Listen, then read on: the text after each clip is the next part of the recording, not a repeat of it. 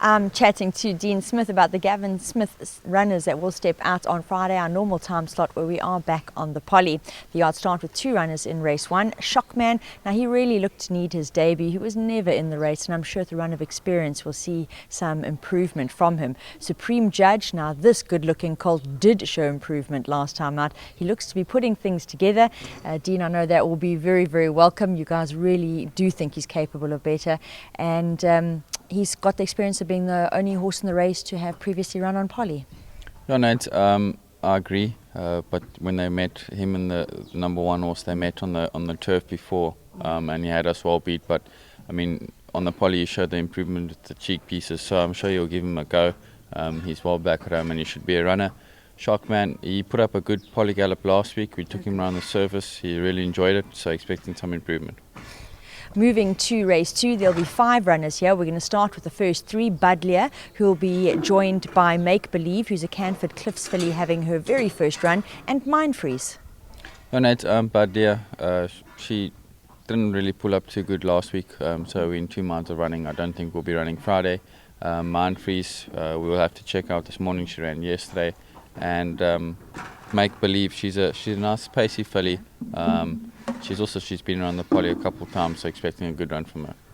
They'll be joined by Priceless Treasure, who's another one that will have to get checked out. She did run yesterday, but she ran fourth against male opposition. And joining her will be Smart Star. Now, she ran on debut last time out, and she ran a fair race. She's a neat filly. Yeah, no, it's very neat filly. Her last time was her first time on the Poly, because they changed from the turf to the Poly. Yes. And she just lost a little bit around the bend and in the straight, but she's a nice pacey filly and she should show some improvement. And Priceless Treasure we'll have to check out this morning as well. And just to note, they'll be the first fillies, 2-year-old fillies stepping out of their age group, taking on slightly older. In race three, another three runners step out here. Twilight Bay, she ran well on local debut last time out and she placed. Elegant Appeal loves the Poly and in fact was just touched off in her penultimate over Track and Trip, and Accumulate is better than her most recent starts. Yeah, no, it's Elegant loves Track and Trip, so expecting her to come back to form. Accumulate as well. The Humar Poly seems her best. It's where she's run her best for us, so expecting her to show some improvement. And Twilight Bay, it is a maiden handicap. She does give weight away, but she should enjoy this mile and she should be a runner. We move to race four. Head Gardner will run and he'll be joined by Reach for the Stars. Now, although Reach for the Stars didn't feature last time out, he did run on very well late. Yeah, no, and that's his minimum trip. He does enjoy the staying sort of trips to 2,000 and 2,200, so expecting some improvement from him. He's well back at home.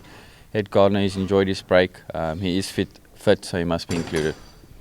Moving on, up next in race 5, La Premiere. Well, she'll do just that. She'll make her local and Poly debut on Friday, and there are many facts about her to suggest that she can improve enough to be competitive.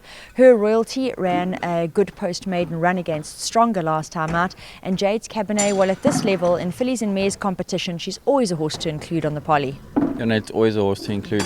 She just does have the wide draw to overcome draw 9, which is a little bit of a concern for her. She does race up there. Her Royalty, good last run from her. She does enjoy this Poly track. Her work back at home has been very good, so I'll include in everything, quartets, everything. La Premiere, she's a nice pacey filly. We've taken the blinkers off. She does show quite a bit of pace back at home. Let's just hope the Appy can handle her. She has 63, so minus 459, and I'm expecting a good first run.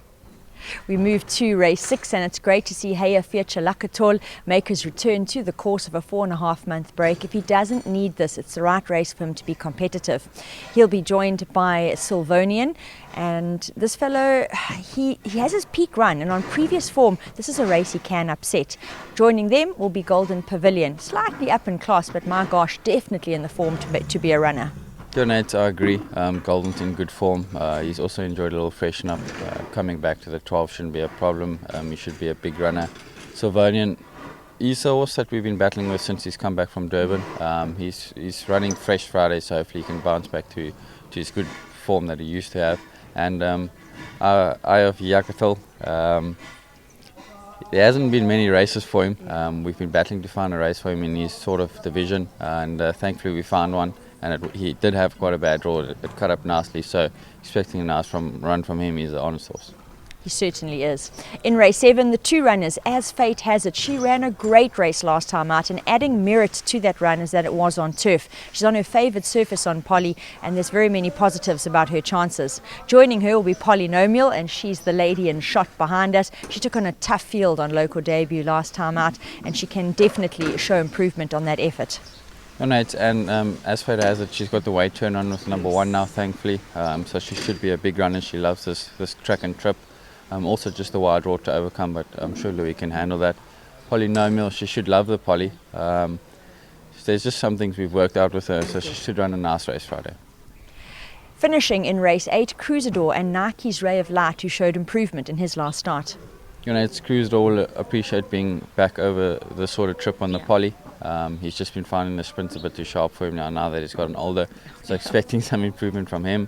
And Nike's Ray of Light, he showed some improvement last time, and we're expecting some more improvement from him.